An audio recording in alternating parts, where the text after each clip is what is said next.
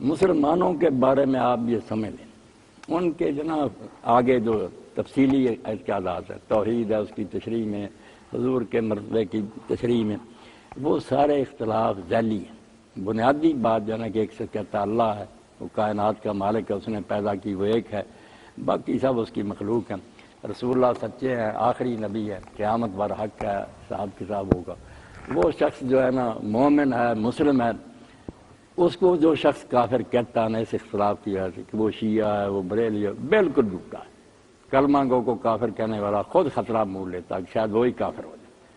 کوئی گروہ ان میں سے کافر نہیں، فہم کا اختلاف ہے، جو اس کو پہنچا ہے اس پر جمع ہوا۔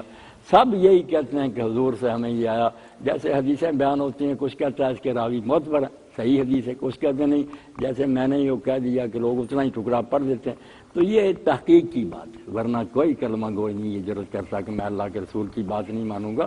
اللہ کے رسول کی بات کی تلاش میں ہی ہے، مگر اس میں ہی فرق پڑ جاتا ہے، کسی کو تسلی ہو جاتی ہے کہ یہ نیریٹر جو ہے بیان کرنا ٹھیک ہے۔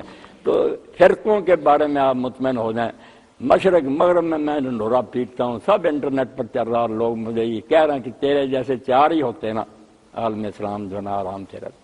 کیوں کافر ہیں شیعہ، بریلوی کیوں مشرق، سب ان کی عالموں کی اپنی اپنی سمجھ۔ ہم بحث کریں گے کہ آپ کی یہ بات غلط ہے، دلائل سے قائل کریں گے، مگر جب تک وہ اللہ کو اللہ مان رہے ہیں، رسول اللہ کو آخری پیغمبر مان رہے ہیں، قرآن کو اللہ کی کتاب مانتے ہیں، آخرت پر یقین ہے، کافر کہنے کا کسی کا۔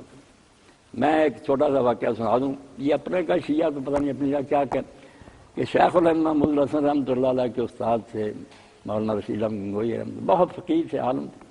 آخر عمر میں انہوں نے قواعد التکفیر پر ایک رسالہ لکھا کہ کافر کہاں جا کر کہنا کسی کلمہ کو۔ تو انہوں نے ایک دن کہا شیخ الحمد یہ رسالہ لکھنے کے بعد اب مجھ میں جرأت نہیں رہی کہ میں شیعوں کو کافر کہوں، کافر والی کوئی بات نہیں ملی، گمراہ جھوٹے جو مرضی۔ تو شیخ الہند نے کہا کہ ہم نے حوصلہ نہیں کہ ہم انہیں مومن کہیں۔